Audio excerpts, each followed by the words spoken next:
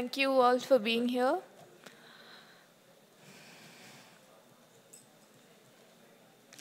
I'm going to go straight into the poetry. The first one is called Future Libraries, Some Anxieties. These are a series of poems I've written based on a public art project called the Future Library. This is Future Library, Some Anxieties. Stories will be buried like children found dead, face down on a beach. Words printed today will be read 100 years from now, but who will have access? Lines written now will take refuge under soil, and over them a forest will keep growing. But in between, what if our language capsizes? Syllables wobble out of a too full boat. 100 years from now, everything will be different. But tonight, stories will be taken to undisclosed locations. Stories will be rendered speechless or declared a threat to internal security. Stories will be coerced, stopped at the border, or be photoshopped to look like someone else. Stories will be in possession of firearms. Stories will be blinded by pellets. Stories will overhear a hypodermic's confession to needles. Stories will forget their beginning, and in forgetting will eat other stories. But then, 100 years from now, things may be different. While 1,000 trees are growing, they said, we are not interested in your information. We are not interested in your gene pools, in your lives lived without passwords, without a common currency of manufactured teeth marks. Stories will be told to put the Arctic to bed and tuck in a polar bear under a warm blanket. Stories will wonder what other forests can home them. Stories will Google Dandakaranya, Bioluivisia, Jura Pyrrhus. Stories will look for patterns in stories about forests, which are often stories of exile and often end in fire.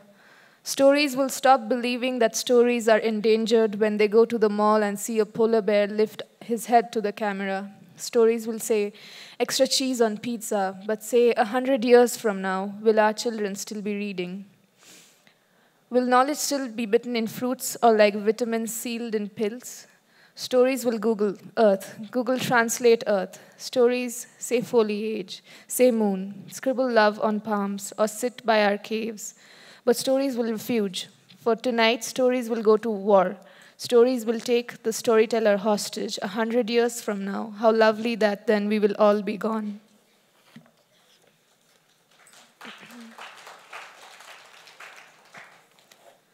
The next one is called An Enclosure. This is the poem that opens my book. An enclosure. Not in language, but something more private, hence inseparable, like a birthmark on the thigh. This need to eat, to chew before swallowing. What does not happen to me happens elsewhere after all. I was not always here. I am often not present. In my dream, for example, a dank yellow sky pinks up in patches, hangs unkindly over our little town flooded. The electricity wires snap, and I am hauling 2 large suitcases on ropes to a rooftop with my brother. Between the effort of it and the waking are a few minutes of sleep paralysis where someone not in the room tells me, you are not going to be able to see the world anymore. You have no will to live. Next to my bed, a jar with water stale from stems, and a line drops into my head, which I save for later. Sick with feelings of an imminent loss, the news is pushed into my room like a mass of small animals, bleached, coral, dead. What we cannot measure, we are happy to let go. What does not happen to us, we are likely to forget. There is a pettiness in clocks. Admit it now, you love all your things. Illicit the lilies lie, they want to know what is time to trees.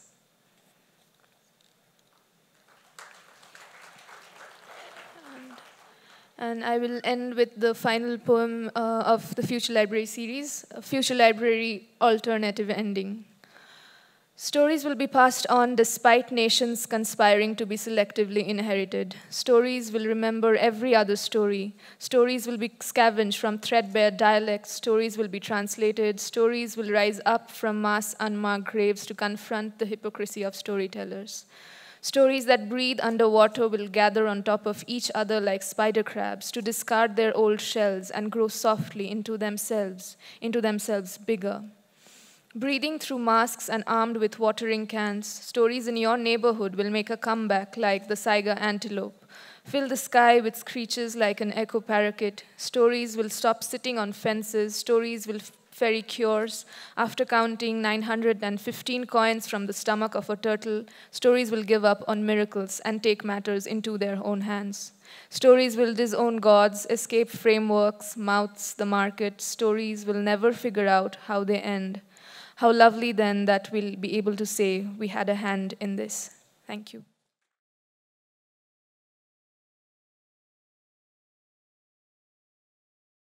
Good afternoon. The post-lunch session is always the most difficult one. But stay with me. I'm not popping into the mic, am I? No? Okay. So a year or so ago, Eunice D'Souza died, and I think she was one of those poets who influenced generations. Some of us wrote poems to her in tribute the week after she died, and this one, I begin with mine to her. Testament for Eunice D'Souza. From you I learned to winnow words, give them space in which to breathe, silence in which to grow grass wild. A single flower at a difficult summer's end will bloom fiercely and for a long time.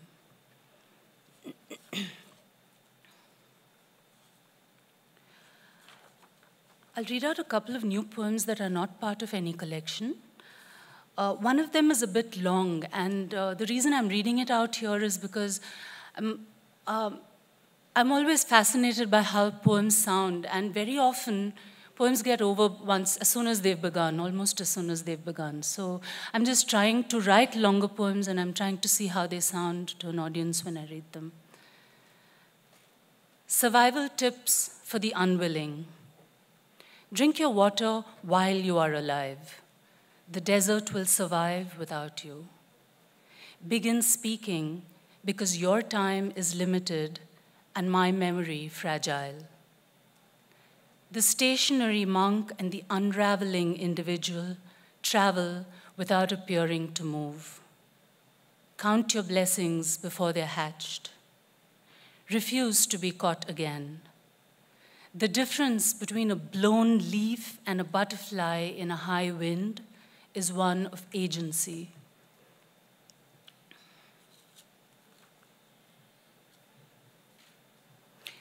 AI winter. In these last and terrible days, there's still a kind of perfection in choosing the moment of one's death. Drona hears your name spoken and detaches himself from his body. From this moment on, he is pure intelligence. You call it soul and you sing its ascendance. You feel his death in the gleam of the jewel embedded like fate into your forehead. It is now a frozen land you traverse. You follow celebration, but you can never participate in it. Aim for the sky. That bird that hovers burns everything in its sight, follows or precedes you, you're never sure which. Other people die, but you're sure it's you he has in its sights. You are the one thing he has never been able to separate from himself. He calls destruction intelligence because it is distributed and needs nothing to hold its shape. He has always been sure of his mastery over weapons, but now that you occupy different states, you know he is wrong every single time. The ones who die are guilty only of living. You are guilty. This is why your wandering is eternal and your thirst unslakable. Some nights, when you can only hear him in the skies, the blades of his vahana whipping the air until it calls your name, you freeze as only hunted animals do. You hide in plain sight. You're good at this by now. You want to tell him you have done your worst, that there are no preemptive strikes he can make upon you. Annihilation is another matter. If he could promise you destruction, you would take it, even if it meant a nuclear winter for this land forevermore. But his intelligence is pure, not limitless. He is only looking for what corresponds to your soul, and because he finds traces of it on the ground, he sends his astras as messengers, not knowing that they have poor memories for words and faces and always deliver partial messages to the wrong people. Always the wrong people.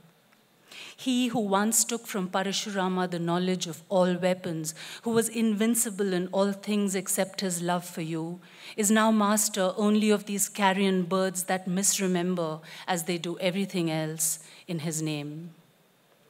In these last and terrible days, death cannot be chosen, least of all yours. Your life is tied to all living things in this world. When you cease, everything ceases. Listen, when he calls you by other names, it is still a beautiful song. This is why you hide, Ashwatthama, so that you can hear these agents of death sing, even if they sing other people out of existence. As long as they call names that are not yours, this awful beauty that is the winterland of the world continues for one more hour, one more day.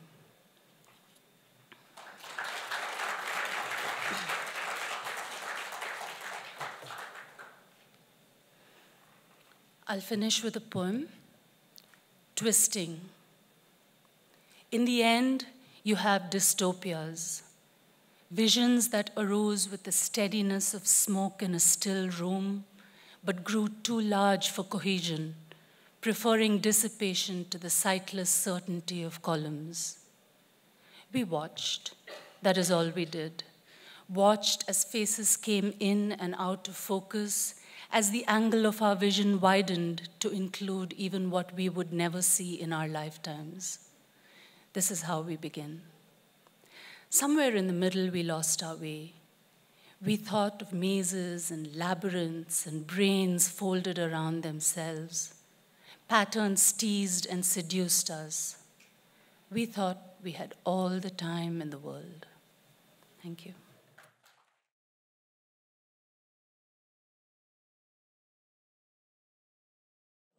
Good afternoon. Just give you a brief introduction before I read my work. I grew up under somewhat strange circumstances as the daughter of a single mother, a divorcee from a conservative middle-class family. This was back in the 70s when divorce was a stigma, and the only single women that anyone knew were single because they had been widowed. In short, there was nobody like us, or so it seemed to me. My father's side disowned us entirely. I didn't have any sort of extended family on that side. All I had was my mother's very small family, her brother, my uncle, who is here today. This meant that my identity and my mother's were always fragile, uncertain. There was no family who would define us neatly, easily. Who were we really? Who was I? To what or whom did I belong? These questions haunted me from the very beginning, and I think writing poetry gave me not answers, but at least a way of anchoring this uncertainty and the blankness that I felt. Perhaps in this sense, all my poems are about the difficult, fluid, often impossible, fractured nature of identity. And it's in poetry that I finally found some kind of home, a home like a snail's home, which I carry on my back. I think all poets do that. Of course, that home is a restless one. It's not peaceful, it's often messy. In my writing life, as with the rest of my life, one is constantly sort of dealing with jaggedness, ruptures, discontinuities, which are not bad things, of course. So these first few poems I'll now read to you reflect on the flip side of not having an easy identity for the world to understand you by. A situation wherein the world decides to hand you an identity, whether or not you resonate with it. Boxes have that effect. All evening, I have been considering boxes, handcrafted ones, compelling and impractical, the sort that jam easily. I drop my earrings into one of them, its bluebird shimmer gone before you know it. I've lived in them all my life, boxes in which I have become, with a dangerous degree of precision, this, that, the other, or etc. I have noted the contents of their insides. Not bad boxes to be in, and yet I've clawed at their lids like some death row prisoner. This next poem is called Learn From Me How to Make Pickles. This is just a little note. The names of pickles which feature in this poem are avakai and magai, which sort of define Andhra, the state of Andhra Pradesh. Learn from me how to make pickles. And since he's a Bombay man with an avakai heart, mother-in-law stands on creaking knees and says, the hope still alive in her eyes, do you want me to teach you how to make them? Mango pickles of various sorts, avakai, magai. Let me show you how to pluck the mangoes before they fall in summer, the shapes and sizes in which to slice them, and just how to subdue them, in what spicy, salty oil pools. It isn't hard. Woman, you who sit at your desk all day long and read and write, I've caught you often staring out the window. Learn from me how to make pickles and sashay without a stumble into my son's heart. Wrap your fingers around kitchen knives, not pens. Books aren't bad, I know, and there's nothing the matter with pretty views, but they are nowhere close to pickles when it comes to certain things. I should know. I've lived on this earth longer than you and have 3 grown children, all raised on pickles. But first things first, the chili should always be a bright Guntur red.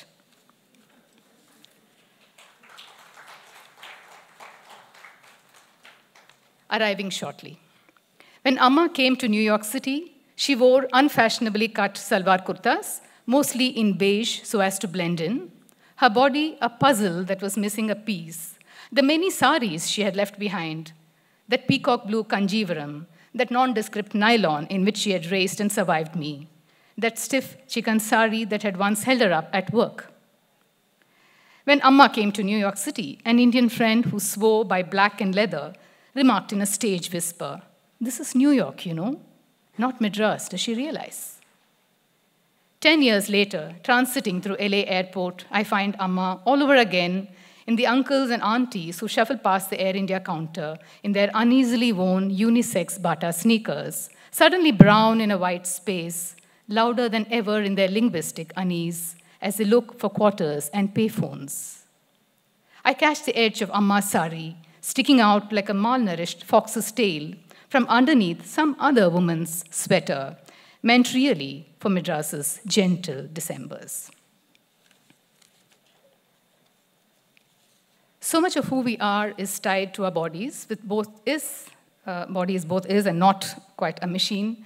What does it mean for when parts of our bodies are diseased, when they need to be sliced open, cut, and what happens when the bodies in question are women's bodies? This poem asks that question. Breasts, Mulaigal. The title echoes the Tamil poet Kuti Revati's poem, Mulaigal, which was subject to a massive backlash for its frank portrayal of female body and sexuality. The small man smuggles it out the theater, a duende toying with destinies, heedless of what is in his hands, still warm with blood, pleading for a last-minute reprieve. On the stairway, wet crows carry petrichor in their wings. Cannibal man licks his lips, considers his frozen lunch in a petri dish. Afterwards, he'll sit down, type it all up, place it in the outer tray. Meanwhile, for there is still that, everything else has reverted to crumpledness and a compliant switch to yes, sister. It is a slosh of orange adriamycin, the slish of saline, its teeth on standby in water, carrying traces of daily gritting and forbidden sugar love. The door to eternity has been shut, at least for now, and nurses with breasts come and go. Breasts, Mulaigal, tissue mass in a petri dish, petrichor, massacre, stalk the ward like serial killers. So much depends on cannibal man's lunch, whatever was William Carlos Williams thinking. In the meantime, for there is a meantime, but we were never very good at waiting, she talks of Kannagi, of ophthalmology. Phantom breasts sprout, luminous moons on dark ceilings. And now for one poem, a somewhat perhaps happier poem, but what happens to the self when it turns 16 and is a young girl? The fragility of this perhaps best explains the uncertain nature of identity. she who had recently turned 16. She who had recently turned 16 placed on her desk a note from a boy that said, "Julie, all will be well." And the note became a shrine. She tidied the space around the shrine, and in it she placed her hair clip with a single untamed curl, the fuchsia lipstick she had worn last evening. She placed in the shrine a little book of quotes on calm, in it a pressed hibiscus from years ago. In the shrine, on the desk, she placed the last 15 years, a father who had turned on his heels and left, and a mother's slow crumble, her own witnessing face scarring invisibly in the mirror, the blossoming of her breasts like flowers. She placed in it everything she loved about life and everything she didn't. All the food she could not bring herself to eat, all that she had been unable to stomach. She placed in the shrine a collection of thoughts like a rain cloud, and the skies she had swept with her eyes in math class. In it she placed endlessness, and the boy she loved wordlessly in her bones. She placed in the shrine her telling him so, and the dances she wanted to dance now that she was 16, and standing over her shrine like a little goddess. Thank you. Just wanted to say a little thing. This book, which is available outside, it's a shameless plug-in, sorry for that, but it's under the name of K. Srilata. Srilata Krishnan is the name that I think has been put up on the festival. It's the name on my Facebook and on my passport, but that's not the name I write by. Fractured identity again. Thank you.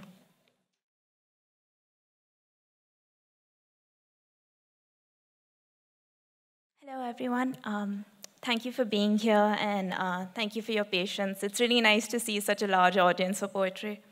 I'll jump right into it.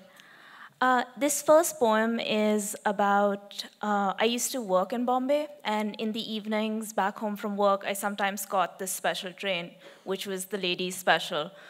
And this is about that, because it became this very interesting place to sort of observe not just women, but also young boys who boarded the train, never men. It's called Bombay Trains and Boys. In this city, boys alight from trains like birds, seamlessly from stillness to speed. This is their inheritance, to be creatures of flight.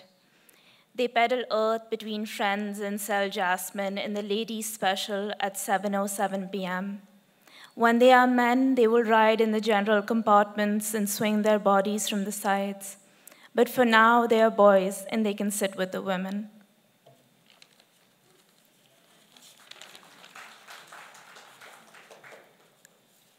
This next one is called Waiting for Movement. I grew up in Goa, which sounds more exciting than it is. It was a very quiet, sort of monotonous life, and you just sort of like spent a lot of time just gazing into nothingness and waiting for like the tiniest changes in atmosphere. And it's called Waiting for Movement. The laburnum is late with its lightning yoke. An abundance of mulberries stains bold. A bird call, round and refined, emanates from the forest. This day holds its stillness like breath. I set out to invent explanation for a rotting fruit to solve. The only event is humidity. Somewhere, a heron has been perching for hours, waiting for the stillness to give way, for the surface to tremble with a tadpole or insect to eat. Evening prayers at the mosque travel over the light, leaving the tops of trees. At 7, the church bell radiates through the houses in the village, pausing between each toll to allow breeze and a vehicle in the distance.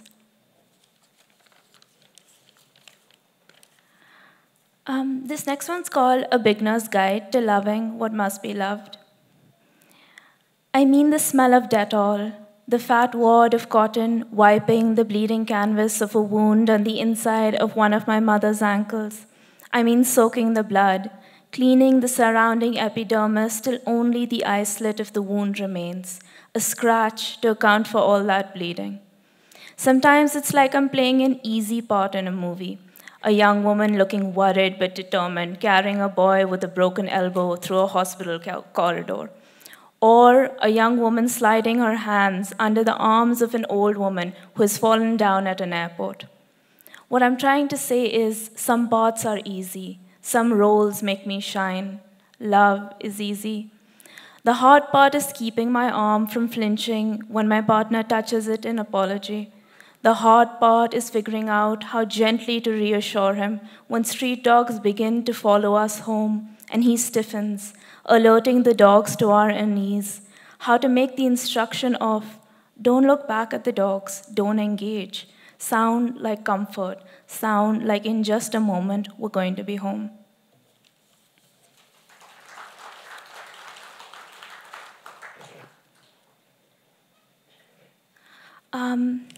All right, I'll just read one more poem. Whenever I've heard sort of the wedding prayer, the vows that I exchange at Christian weddings, they've always reminded me more of the relationship that you have with your parents, because that, for me, is for better or for worse. It always reminds me of that rather than with a partner. And so this poem is about that, and it's called Let Us Pray. Dear family, I wish we weren't growing old. I laughed at Mama's mammogram because I'm waiting for the very last minute to experience regret. Let me start to apologize. I write the same poem time and time again like a child repeating a swear word they're not meant to. The expansive arrogance of my youth is in the process of abandonment. When I hear the words for better or for worse, I think of my high school teacher's parting shot to her graduating students. No one will ever love you as much as your parents. It's taken me years to notice those words landed 80 different ways that day. I could waste more time.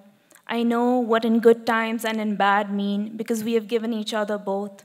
Being your family means walking down the same aisle over and over again in the dress I picked out when I was younger and believed the glitter alone with a cake thrown in could sustain me. There is no undoing who I once thought we were, no apology large enough to fill this cathedral, only a poem admitting that there is little point pretending I do not love the aisle, the eternal vows, the walking towards what we already belong to. Thank you.